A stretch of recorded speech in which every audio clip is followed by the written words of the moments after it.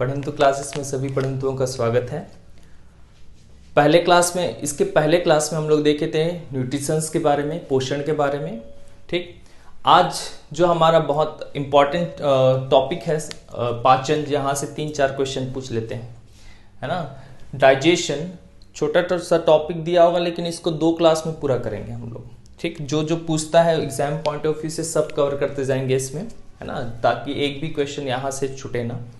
तो डाइजेशन में हमारे सिलेबस में दिया है मनुष्य का ह्यूमन का पाचन तंत्र भी पढ़ना है और पाचन की प्रक्रिया भी पढ़ना है। फिर हमको पढ़ना है एक कोशिकीय जीव का, जैसे अमीबा का।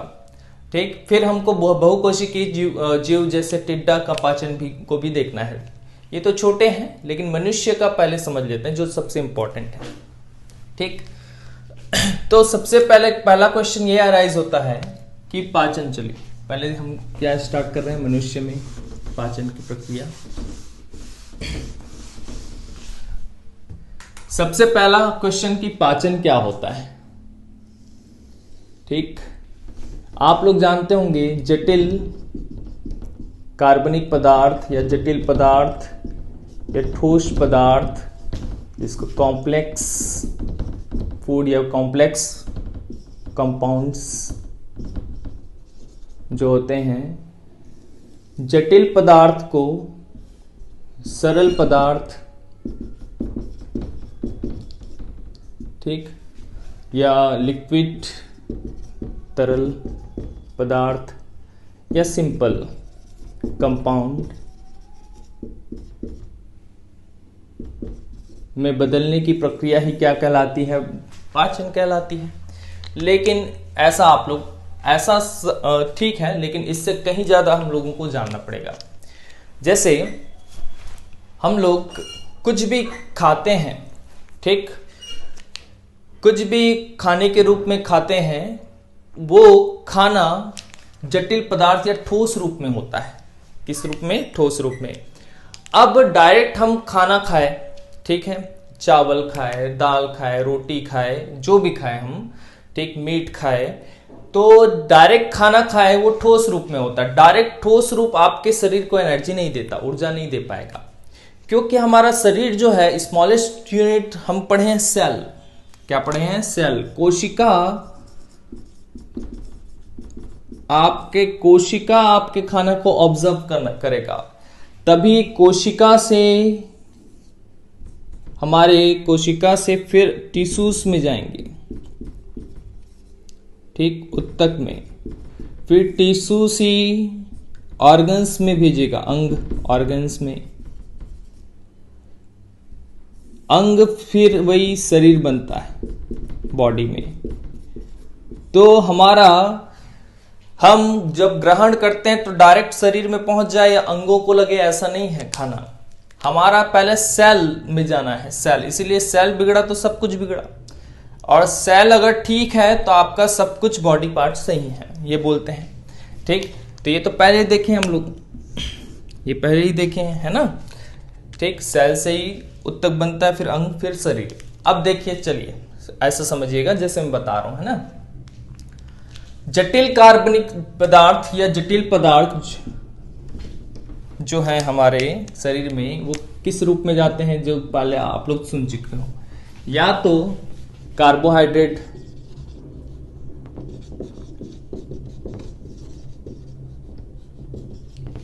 ठीक, कार्बोहाइड्रेट के रूप में जाएंगे, या तो प्रोटीन के रूप में जाएंगे, प्रोटीन किस रूप में जाएंगे? प्रोटीन, या तो वसा के रूप में जाएंगे, फैट। ठीक, कार्बोहाइड्रेट के रूप में जाएंगे, जैसे आप लोग आप लोग खाए चावल या शुगर वाली कुछ भी चीज, मीठी वाली मीठा कुछ भी खाए तो कार्बोहाइड्रेट के रूप में जाता है। दाल खाए, सोयाबीन खाए, मशरूम खाए, तो ये प्रोटीन के रूप में जाता है। और वसा के रूप में जैसे दूध, दही, मक्खन,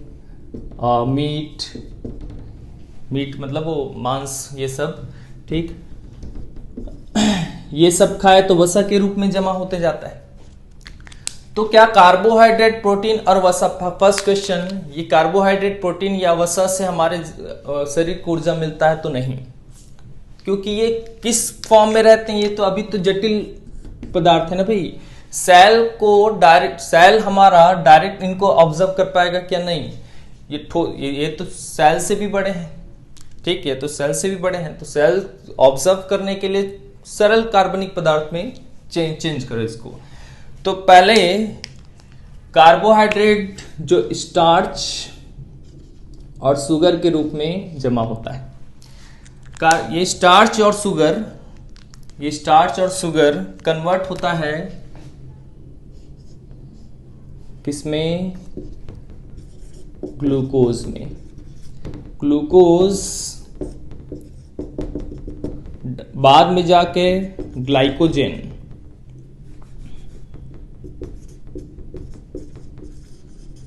किसमें? ग्लाइकोजन में चेंज होगा। और ग्लाइकोजन, ये जो पदार्थ है ग्लूकोज, ग्लाइकोजन, यही सरल कार्बनिक पदार्थ हैं, ठीक।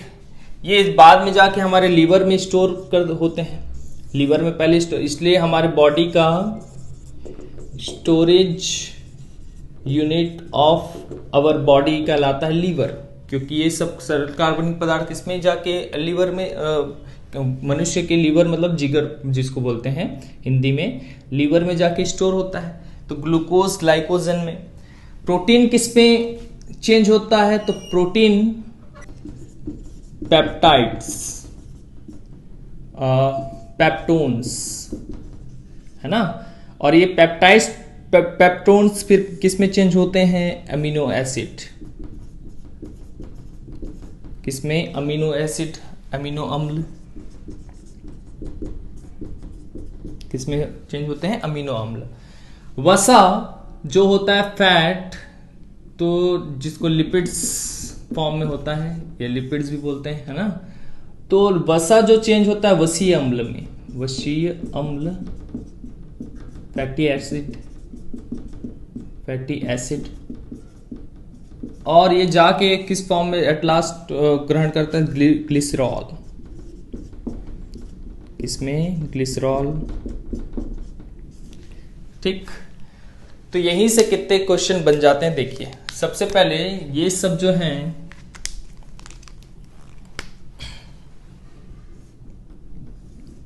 यही सब सरल कार्बनिक पदार्थ हैं, ठीक। अब देखिए ये सब, जैसे कार्बोहाइड्रेट किसमें? ग्लूकोज, बाद में ग्लाइकोजन। तो पहले तो क्वेश्चन यही बनता है क्या कि कार्बोहाइड्रेट या स्टार्च या शुगर हमारे शरीर में किस फॉर्म में पाए जाते हैं? तो ग्लूकोज, ग्लाइकोजन, इनमें से एक ऑप्शन होगा। प्रोटीन हमारे शरीर में किस फॉर्म में पाए जाते हैं? तो अमीनो एसिड, पेप्टाइड्स, पेप्टोन्स, ये हिंदी में भी यही बोलते हैं, ठीक।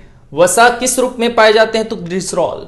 इसको तो अच्छे से याद रखना है ना, क्योंकि यही चेंज होते जाते हैं सरल कार्बनिक पदार्थ। जो तरल पदार्थों में चेंज हुआ ना, सरल पदार्थ में, लिक्विड फॉर्म में, शुगर और सिंपल कंपाउंड में, तो इसी में इसी से क्या मिलता है? फिर सेल ऑब्जर्व कर पाता है हमारा। अब बोलेंगे कार्बोहाइड्रेट, प्रोटीन और वसा, ये तो ठीक है। कई हम लोग देखना विटामिन्स भी तो ग्रहण करते हैं।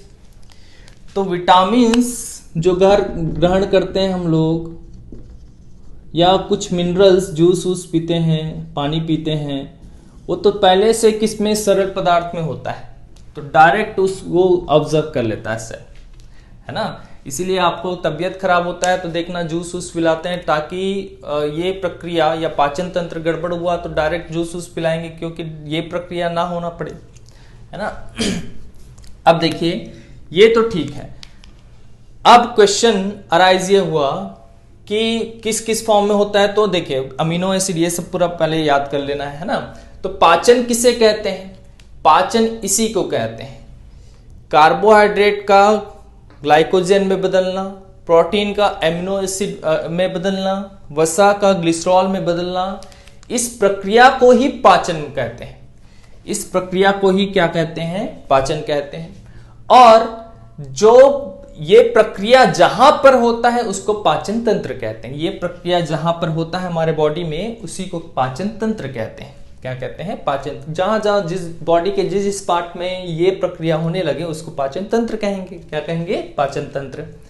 अब देखिए, अभी हम लोग देखें कि पाचन क्या है। पाचन क्या है ये देखें। दूसरा देखें पाचन तंत्र क्या है। ठीक, पाचन क्या है, ये प्रक्रिया को ही क्या कहते हैं? पाचन कहते हैं। हालांकि बुक में ये बस दिया रहेगा, लेकिन आपको ऐसे समझना है। यहां से बहुत क्वेश्चन, हमारे शरीर में ये सब फॉर्म में रहते हैं। ये चीजें हमारे शरीर में, प्रोटीन किस फॉर्म में रहता है, अमीनो एसिड हमारे शरीर में वसा किस फॉर्म में रहता है, ग्लिसरॉल, ये सब याद करके रखना है हम लोग का, है ना। अब पाचन तंत्र तो ठीक है, किसे कहते हैं? ठीक, अब ये पाचन, अब पाचन करवाता कौन है? पाचन के लिए जिम्मेदार कौन है? ठीक, मतलब करवाता कौन है, मतलब ये इस फॉर्म में कौन लाता है? कुछ तो ऐसा एनर्जी होगा, ठीक, जो इसको इस फॉर्म में बदलता है, इसको इस फॉर्म में बदलता है। तो ये एंजाइम करवाता है। एंजाइम अच्छे से याद रख लीजिए, पाचन करवाता कौन है? तो एंजाइम। ठीक, कुछ एंजाइम मैं बता रहा हूं, उसको याद कीजिएगा, है ना। वैसे एंजाइम अलग से टॉपिक तो दिया नहीं है, लेकिन एंजाइम पूछता है ज्यादातर, है ना। ठीक, तो कुछ एंजाइम कुछ एंजाइम हमको याद रखना है। एंजाइम, पहला क्वेश्चन तो ये अराइज होता है तो कि एंजाइम होता क्या है। एंजाइम होता क्या है, ऐसा पूछा, जो पाचन की प्रक्रिया को बढ़ा देता है, तेज कर देता है। ठीक, जो पाचन की प्रक्रिया को तेज कर देता है उसी को एंजाइम कहते हैं, है ना। क्योंकि इससे ये बदलना किसका काम? एंजाइम का काम, मतलब ये प्रक्रिया तेज करता है, इसी को क्या कहते हैं? एंजाइम। तो पहला ये कुछ मुख्य बस मैं बता रहा हूं, इसको याद करके रखना है आज ही आप लोगों को, है ना। रेनिन, पहला एंजाइम क्या? रेनिन। दूसरा पेप्सिन, और तीसरा प्रोलीज। रेनिन, पेप्सिन, प्रोलीज, तीनों प्रोटीन वाले हैं। तीनों क्या वाले हैं? प्रोटीन। रेनिन जो है ये मिल्क प्रोटीन को पेप्टाइड्स में बदलता है। किसमें? पेप्टाइड्स में। मिल्क प्रोटीन, जैसे पूछा दूध से दही में कन्वर्ट कौन सा एंजाइम करता है? तो रेनिन।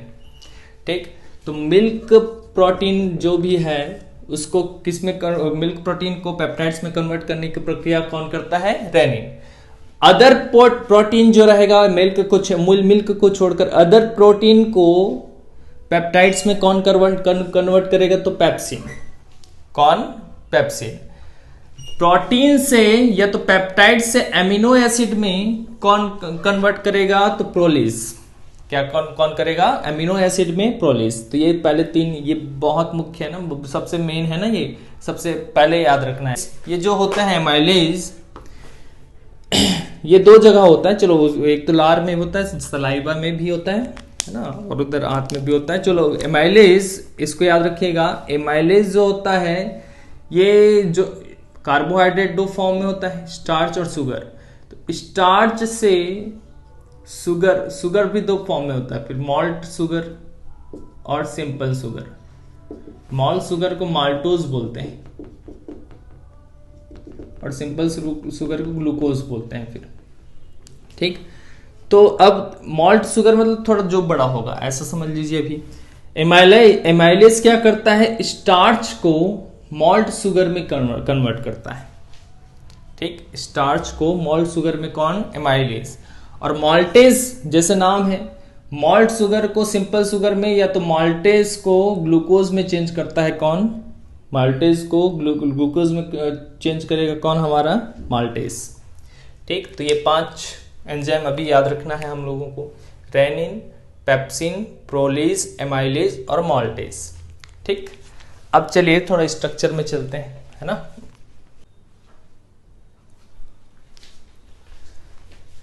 चलिए अब देखते हैं मानव पाचन तंत्र, ह्यूमन डाइजेशन सिस्टम। जो पाचन तंत्र है उसमें क्या देखना है? जहां से स्टार्ट होता है, जैसे पाचन तंत्र कहां से स्टार्ट होगा? आहार नाल।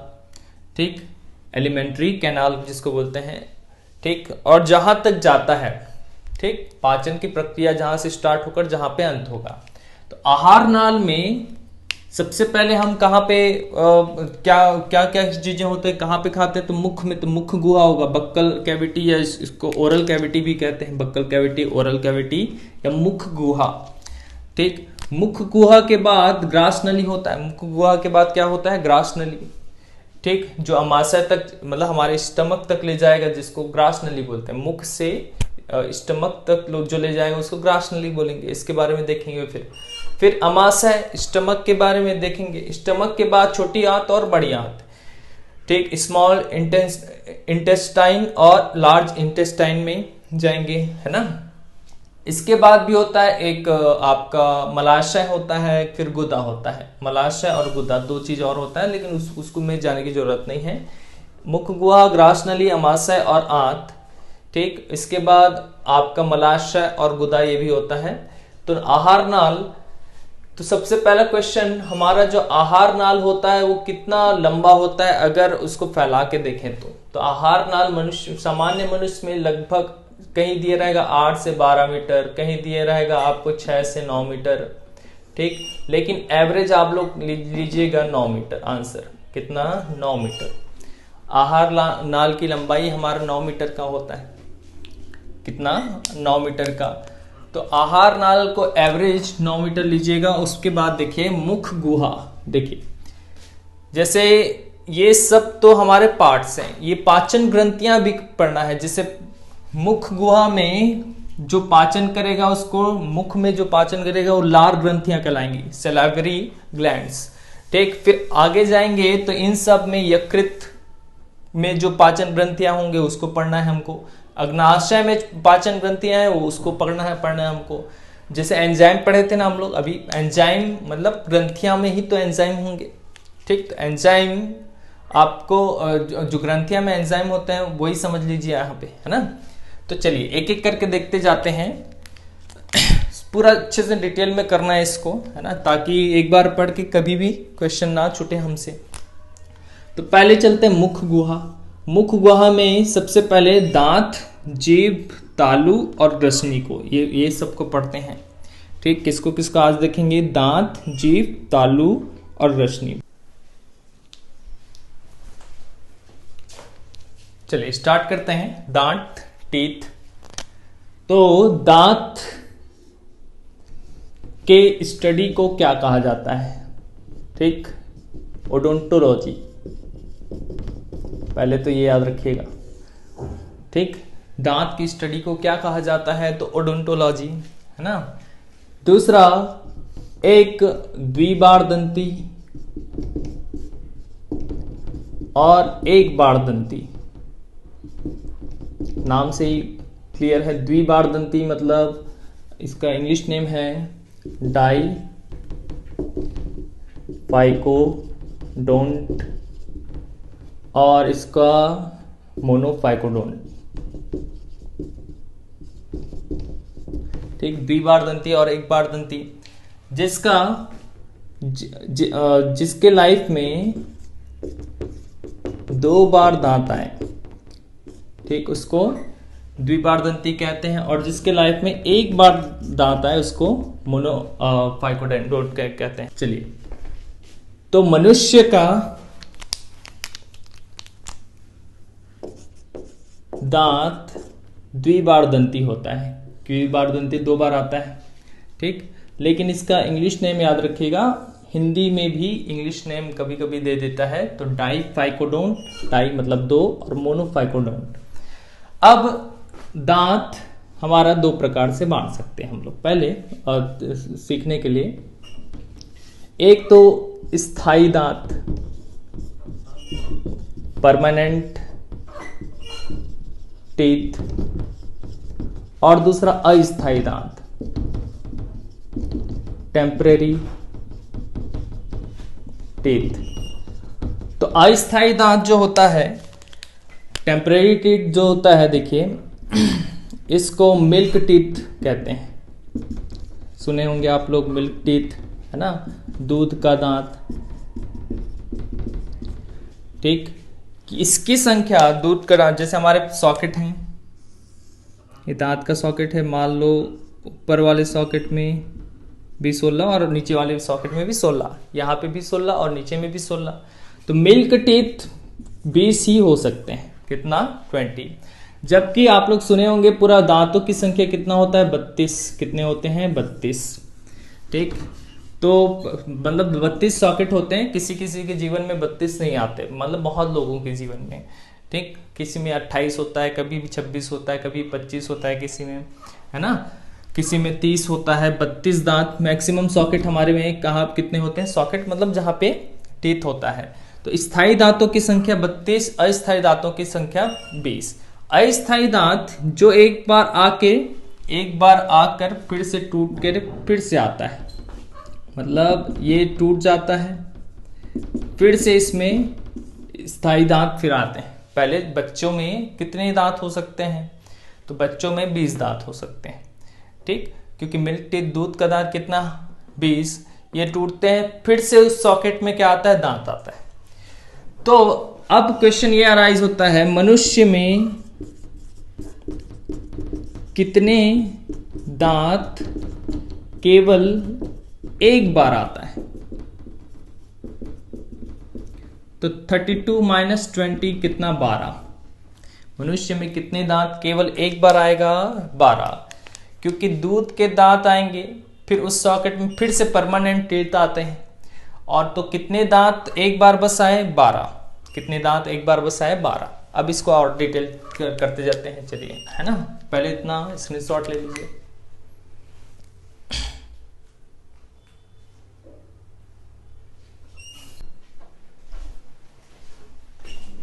चलिए अब देखिए, दांत के 4 प्रकार होते हैं। ठीक, 4 टाइप्स ऑफ टीथ होते हैं। 4 टाइप्स ऑफ टीथ कौन कौन से हैं? तो एक तो हमारा इंसीजर, जिस क्रम में बता रहा हूं उसी क्रम में याद रखिएगा। दूसरा कैनिंग, तीसरा प्री मोलर, और चौथा मोलर्स। ठीक, इंसीजर को आई से डोनेट करेंगे, कैनिन को सी से, प्री मोलर पीएम कर देते हैं, और मोलर को एम से, है ना। इंसीजर को हिंदी में बोलते हैं कृंतक, इसको रदनक, इसको चवर्णक, प्री मतलब अग्र चवर्णक, और ये चवर्णक, चवर्णक और चवर्णक, है ना। 4 प्रकार के दांत होते हैं। ठीक, इंसीजर, कैनिन, प्रीमोलर और मोलर। अच्छा होगा कि आप लोग इंग्लिश में ही याद कर लें इसको। अब देखिए, हम देखे हैं कि हमारे परमानेंट टीथ कितने होते हैं? परमानेंट स्थायी दांतों की संख्या या वयस्क में दांतों की संख्या एडल्ट में 32 होता है। कितना होते हैं? 32। ठीक, तो इसमें से 32 में से 8 इंसीजर होता है, 4 जो होते हैं कैनिन होते हैं। ठीक, 8 जो होते हैं प्रीमोलर्स होते हैं, और कितने हो गए? 8, 8, 16, 20, और 12 जो होते हैं चवर्णक होते हैं। 12 जो होते हैं वो क्या होते हैं? चवर्णक। वो कैसे होते हैं? जैसे मान लो ये टीथ है हमारा, ये जबड़ा है मान लो हमारा, जिसमें टीथ होते हैं। ये ऊपर का जबड़ा या नीचे का जबड़ा? ऊपर जबड़ा और नीचे जबड़ा दोनों में। ठीक, जो आगे वाला पार्ट होगा, ऊपर जबड़ा नीचे जबड़ा, है ना। ये 8 कृंतक, मतलब यहाँ पे 1, 2, 3 और 4, और यहाँ पे 1, 2, 3 और 4। सबसे पहले जो दांत आता है, कृंतक आता है हमारे यहाँ। देखिएगा बच्चों में पहले यही दांत उगता है ना। तो ये जो पहला ऊपर का पहला 4 और नीचे का पहला 4 दांत, ठीक, इसको कहते हैं कृंतक। क्या कहते हैं? कृंतक। तो ये कृंतक जो दांत होते हैं वो भोजन को कुतरने या काटने का काम करते हैं। ठीक, ज़्यादा नुकीला नहीं होता, देखना आगे का। इसको क्योंकि ये स्माइल करने से दिखता है इसलिए इसको स्माइली टीथ भी कहते हैं। क्या कहेंगे? स्माइली टीथ भी कहते हैं, याद रखिएगा। ठीक, उसके बाद जो 4 दांत होते हैं जो नुकीला होंगे हमारे शरीर का, ठीक, यहाँ पे एक, यहाँ पे एक, यहाँ पे एक और यहाँ पे एक, 1 2 3 4, ठीक। ये जो 4 दांत होंगे इसको कैनिन कहेंगे। क्या क्या कहेंगे? इसको कैनिन कहेंगे। 1 2 3 4, है ना। तो कैनिन जो होता है, रंधक जो होता है, भोजन को फाड़ने का काम करता है। भोजन को क्या करने का? फाड़ने का काम करेगा। फाड़ने मतलब क्योंकि ये नुकीला होता है, देखिएगा आपके दांत के ये वाला दांत जो होंगे ना वो नुकीले होंगे, ठीक। जैसे आप कुछ ठोस पदार्थ खाएंगे तो देखिएगा यहीं से चबाना होता है। जैसे चिकन विकन खाएं तो यहाँ से आप खींचते हैं, है ना। तो जो भोजन को फाड़ने का काम कौन करता है? ये कैनिन करता है। कौन करता है? ये कैनिन करता है। वो 4 होते हैं। अग्रचवर्णक हमारे पास प्रीमोलर 8 होते हैं। 8 मतलब कैसे होंगे? 1 2 3 4 5 6 7 और 8, ठीक। 1 2 3 4 5 6 7 8, मतलब इसके बाद जो होते हैं, ठीक, अंदर जाते जाइए आप, है ना। इसको क्या बोलेंगे अब? अग्रचवर्णक। ये कितने होते हैं? 8। ये भोजन को पीसने का कार्य करते हैं। भोजन को पीसने का कार्य, ग्राइंडिंग, ठीक। भोजन को पीसने का कार्य कौन करेंगे? या अंदर चबाने का काम कौन करेंगे? तो अग्रचवर्णक। कौन करेंगे? अग्रचवर्णक।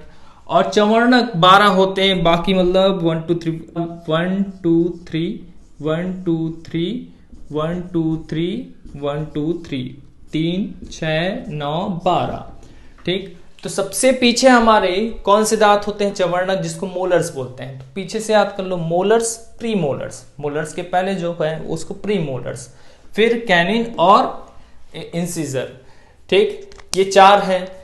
तो अब देखिए, ये तो क्या हुआ? स्थायी दांत। लेकिन हम लोग देखे थे दूध के दांत, ये समझ में आ गया होगा।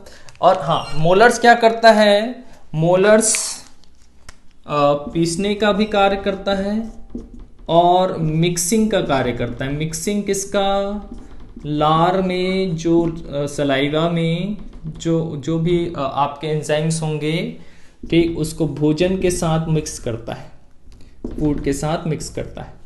तो याद रखना, कुतरने या काटने का काम इंसिजर, कैनिन का काम फाड़ने का, पीसने का काम अग्रचवर्णक, और पीसने के साथ मिक्सिंग का काम किसका होता है? चवर्णक का। किसका होता है? चवर्णक का। तो 8 4 8 12, है ना। तो वयस्क में 8 4 8 12, और इसको याद रखिएगा ICPR और M करके, PM और M करके, ठीक। ICPM, और इसी क्रम में पूछता है। ये मान लो नहीं दिया तो आप लोग याद रखिएगा कि इसी क्रम में पूछता है 8 4 8 और 12। अब यहां पे इसको हटाते हैं। पहले देखिए, दूध के दांत कितने होते हैं अभी देखें हम लोग। मिल्क टीथ कितने होते हैं, या अस्थायी दांत कितने होते हैं?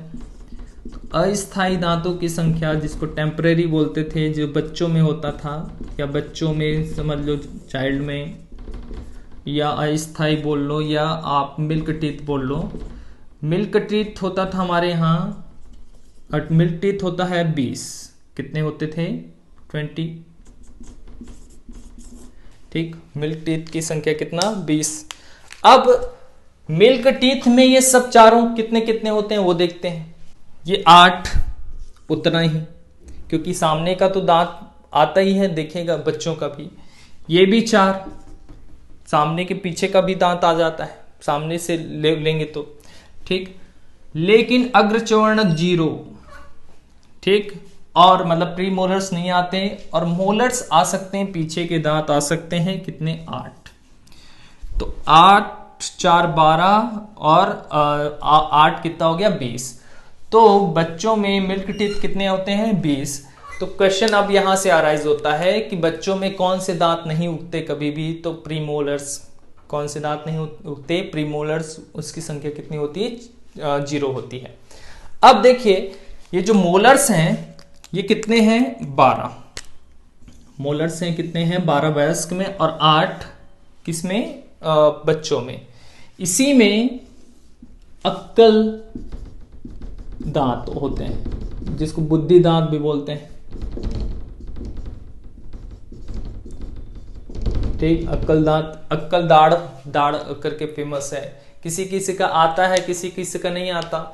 अक्कल दांत मतलब ये नहीं होता कि अगर वो दांत आ गया तो आप में अक्ल आ गया, वो हालांकि वो मैच्योरिटी का साइन होता है, लेकिन अक्कल दांत जिसका ज्यादा अक्ल होता है उसको अक्कल दांत आता है, और जिसका कम माइंड होता है, अक्ल होता है, उसको नहीं आता। ऐसा ये गलत है ना।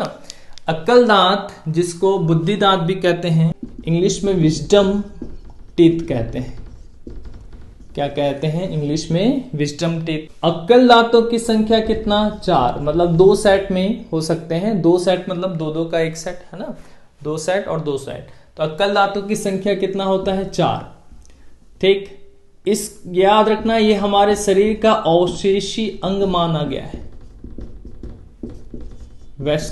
वेस्टिजियल ऑर्गन, हमारे शरीर का ये अवशेषी अंग वेस्टिजियल ऑर्गन, मतलब ये आए या ना आए कोई दिक्कत नहीं है, कुछ भी प्रॉब्लम नहीं होगा। तो हमारे शरीर का अवशेषी अंग में किसको गिना गया है, अक्ल दांत को। किसको, अक्ल दांत को।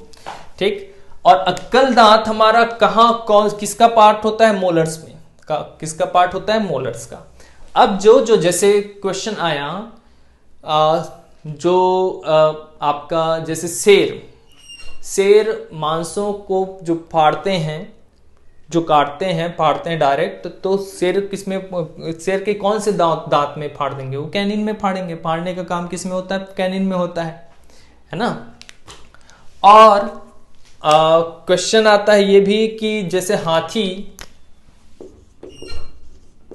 का जो दांत, 2 दांत निकले होते हैं, ऊपर वाले चमड़े का निकले होते हैं, याद रखना ऊपर वाले ही निकले होते हैं। देखना जो 2 दांत निकले होते हैं इनमें से कौन से दांत होते हैं, वो याद रखना है। वो हाथी के दांत दिखाने के अलग और खाने के अलग हो, ऐसे करके आपका क्या है स्टेटमेंट है, देखना कहावत है ऐसा।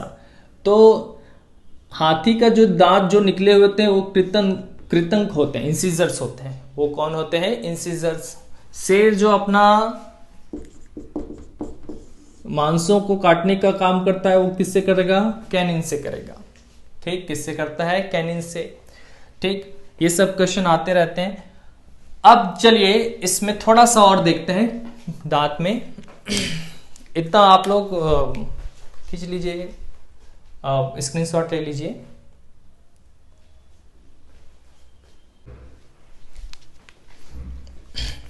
चलिए अब थोड़ा देखते हैं परमानेंट डेंटल फॉर्मूला, स्थाई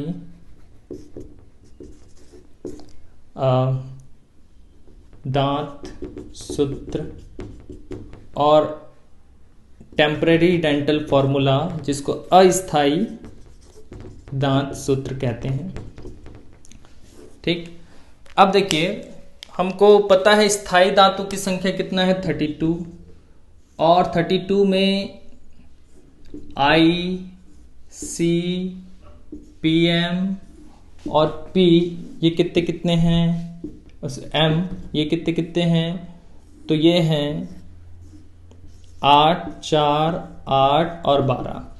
यही टेम्परेरी में जाए तो ये 20 है। ठीक, और ये 8, 4, 0 और ये कितना हो जाता है 8, 8, 16, 20। ठीक, ये है ना। फॉर्मूला क्या होता है ये बहुत इजी देखिएगा। हमारे दांत जो ये हैं 2 जबड़ों में होते हैं, तो इसको ऐसे भी बांट दो, ठीक, और ऐसे भी बांट दो।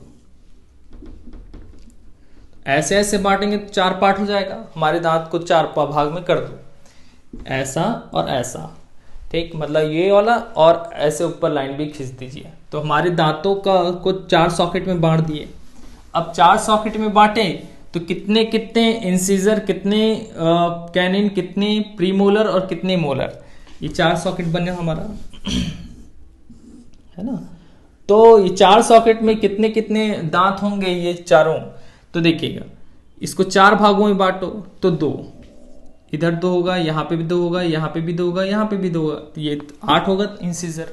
इधर 2 होंगे, इधर भी 2 होंगे, इधर भी 2 होंगे, इधर भी 2 होंगे, 8 होंगे, ठीक। ये कितने कितने होंगे, 1 1 होंगे, तभी 4 होगा। ये कितने कितने होंगे, 2 2 होंगे फिर से, और ये कितने कितने होंगे, 3 3 होंगे, ठीक। यही फॉर्मूला है, यही क्या है, फॉर्मूला। अगर पूछेगा स्थायी दांत सूत्र क्या है तो 2 1 2 3, आंसर क्या लेना, 2 1 2 3, ठीक।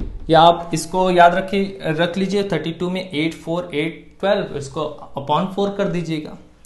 और वही बच्चों में क्या हो जाएगा, तो यही फिर से 4 भागों में बांटो, तो अस्थायी दांतों की सूत्र कितना हो जाएगा, 2 1 0 2, है ना। यहाँ पे भी 2 1 0 2, 2 1 0 2, और ये 2 1 0 2, ठीक। तो इसका फॉर्मूला क्या हो गया, 2 1 0 2, क्या हो गया, 2 1 0 2, ठीक। ये ज़्यादा आपका एग्जाम में पूछता है, याद रखिएगा कि स्थायी दांत सूत्र क्या है तो 2 1 2 3, अस्थायी दांत सूत्र क्या है 2 1 0 2, ठीक। वही इंसीजर, कैनिन, प्रीमोलर और मोलर को 4 भागों में बांट देते हैं, है ना। अब दांत में की संरचना में, ये तो चलिए स्क्रीनशॉट लीजिए इसको,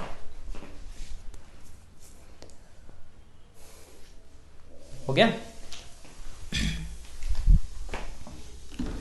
अब देखिए दांत का जो थोड़ा संरचना है उसको देख लेते हैं, लास्ट है ना, बहुत इजी है, देखिए।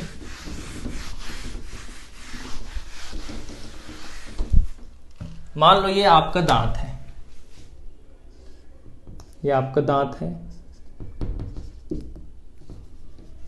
थोड़ा बड़ा बनाते हैं, ये आपका मान लो दांत है, ठीक। दांत का जो ऊपरी लेयर होता है, जो व्हाइट कलर का दिखता है, या किसी किसी का देखना येलो भी होता है, ठीक। तो इसको क्या बोलते हैं, इनेमल, ठीक। ये जो इनेमल होता है ये हमारे बॉडी का दांत है, तो स्ट्रॉन्गेस्ट पार्ट, हमारे मनुष्य के शरीर का सबसे मजबूत हिस्सा इनेमल होता है। मजबूत क्यों, क्योंकि इसमें पानी नहीं होता, वाटर नहीं होता। किसी को भी स्मूथ कौन बनाता है, वाटर, तो इनेमल में वाटर नहीं होता है। जो अंदर वाला पार्ट होता है इसमें मुख्यतः कैल्शियम फॉस्फेट होता है, याद रखना। दांत मुख्यतः किससे बना होता है, कैल्शियम फॉस्फेट से। इसलिए दांतों को मजबूत करना है तो कैल्शियम का पदार्थ खाइए ज़्यादा से ज़्यादा, ठीक। दांत किससे बना होता है, कैल्शियम फॉस्फेट। और यहाँ पे जो जबड़ा होता है, जो सॉकेट होता है, जो यहाँ पे यहाँ पे रक्त आएगा क्या, नहीं, रक्त वक्त यहाँ तक लाता है, प्रवाहित करता है, इसको बोलते हैं थीकोडोंट। क्या बोलते हैं, थीकोडोंट, ठीक। तो 3 चीज याद रखिएगा, दांत का जो ऊपरी सिरा है, जो स्ट्रॉन्गेस्ट पार्ट है हमारे इनेमल। दांत मुख्यतः कैल्शियम फॉस्फेट से बना होता है, और दांतों तक रक्त का संचरण कौन करता है, थीकोडोंट, ठीक। डोंट मतलब टीथ से संबंधित है, समझ लेना, डेंटल मतलब टीथ से संबंधित है, थीकोडोंट, है ना। ये हो गया आपका दांत। अब चलते हैं जिह्वा में। चलिए अब टीथ के बाद चलते हैं जीभ और तालू में। जीभ और तालू, है ना, हमारे आहार नाल में जाएंगे, मुख गुहा में, सॉरी, हमारे मुख गुहा में जाएंगे तो मुख गुहा का ऊपर वाला पार्ट, ठीक, मुख का ऊपर वाला पार्ट ये क्या कहलाता है? तालू। ठीक, क्या होता है? तालू। और नीचे वाला भाग जो दांत को छोड़ दिया जाए, दांतों के बीचों बीच क्या होता है? जीभ होता है, टंग होता है। क्या होता है? टंग। अब जो तालू होता है, पैलेट होता है, ठीक, तालू का देखिएगा जो अग्रभाग होता है, जो पहले वाला भाग होता है अग्रभाग, और ये जो पिछला वाला भाग होता है, ठीक, तो तालू का अग्रभाग मतलब पहले वाला भाग ये कठोर होता है, और तालू का पिछला वाला भाग ये मुलायम होता है। ठीक, ये कठोर होता है, मुलायम होता है। और तालू जिससे जुड़ा होता है उसको यूविला कहते हैं, वो ज्यादा आता नहीं, उसको याद रखने की कोई जरूरत नहीं है। तो तालू में इतना याद रखना है बस, मतलब यहां से क्वेश्चन नहीं आते, लेकिन जीभ से आते हैं, जीभ से, टंग से। किससे? टंग से। इसको अच्छे से देखते हैं। टंग को हमारे शरीर का मसल ऑर्गन कहते हैं, क्योंकि इसमें मसल ही मसल होता है। ठीक, मांसपेशी, मांसपेशी अंग कहते हैं, क्योंकि इसमें हड्डी नहीं होती। हमारी जीभ में हड्डी होती ही नहीं है। ठीक, इसको सेंसरी ऑर्गन भी कहते हैं, संवेदी अंग। ठीक, क्यों संवेदी अंग? क्योंकि यही टेस्ट बड होता है। टेस्ट बड मतलब स्वाद कलिका, टेस्ट को बताएगा कि खट्टा है कि मीठा है कि क्या होता है। जैसे ये जीभ है, मान लो आपका ये मान लो आपका जीभ है, टंग है। ठीक, जो टंग का जो सामने वाला पार्ट होता है, ये सामने वाला जो पार्ट होता है, ये मीठा, कुछ भी मीठा खाएंगे आप, स्वीट, उसका टेस्ट सामने वाले पार्ट से के सेंसर से होता है। हालांकि जीभ नहीं बताता, एक्चुअल में जीभ से जो जुड़े होते हैं तंत्रिकाएं जो माइंड तक ले जाते हैं, ठीक, माइंड ही उसको सूचित करता है, लेकिन यह कहाँ से? जीभ के सामने से आपको अनुभव होगा, जीभ। ठीक, मीठा, स्वीट। उसके बाद जो खारा होता है, खारा मतलब सॉल्टी जो होता है, खारा, ये बीच वाले पार्ट में। उसके पीछे जाओगे आप लोग, यहाँ पे ये पार्ट है आपका खट्टा, सोर। सोर का एहसास थोड़ा पीछे होगा, देखना। और यहाँ पे जो होते हैं, ठीक, ये आपका एकदम जो कड़वा होता है। ठीक, कड़वा मतलब बीटर। तो कड़वाहट का एहसास यहाँ पे नहीं होगा, जीभ बाहर यहाँ पे होगा, मतलब जीभ के लास्ट में कड़वा। ठीक, तो आपका सबसे पीछे भाग, जीभ का सबसे पीछे भाग कड़वा को बताता है। सामने भाग मीठा, कुछ भी खाएंगे मीठा होगा तो यहाँ पे सेंस हो जाएगा, लेकिन कड़वाहट का सेंस यहाँ पे होता है। ठीक, बिटर का सेंस यहाँ पे होता है आपके पीछे वाले भाग में। खारा का, मीठे के जस्ट पीछे, थोड़ा सा पीछे, फिर उससे पीछे खट्टा, सोर। ठीक, तो बिटर, सोर, सॉल्ट और स्वीट। तो एस वाले पहले याद रखना, बी वाला सबसे पीछे है, या पीछे से याद कर लो। अब यहाँ पे कुछ मांसपेशी और होते हैं, देखना। ठीक, इसको बोलते हैं गार्लिक बर्ड्स या ऑनियन बर्ड्स। ठीक, गार्लिक बर्ड्स, ऑनियन बर्ड्स। और मतलब यहाँ पे अदरक वदरक खाओगे आप लोग, अदरक या प्याज, तो अजीब सा देखना, उसमें अजीब सा टेस्ट होता है जो जलाता है, देखिएगा। तो ये यहाँ पे महसूस नहीं होगा आपको। जो जलन वाला पार्ट होगा गार्लिक और अनियन का, प्याज और अदरक का, ये सब इधर होंगे, कड़वाहट के भी पीछे, है ना।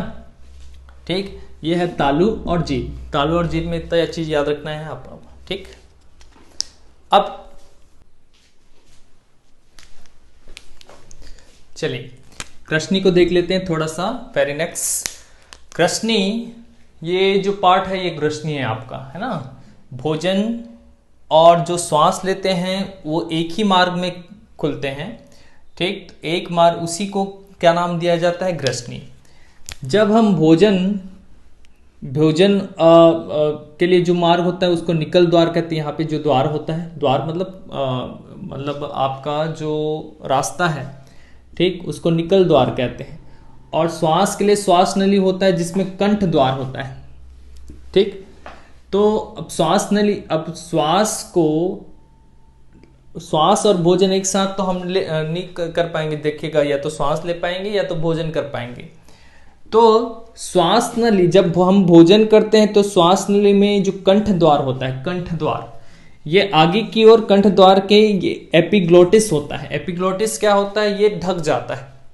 आगे की ओर जो एपिग्लोटिस होता है वो ढक जाता है जब हम भोजन करते हैं, ठीक।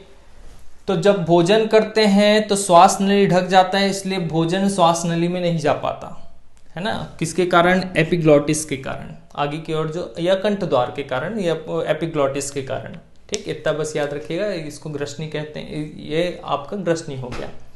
ग्रसनी के आगे देखेंगे नेक्स्ट क्लास में, अब पूरा पाचन तंत्र को कंप्लीट करेंगे। इतना आप लोग याद करके रखिएगा, ठीक है।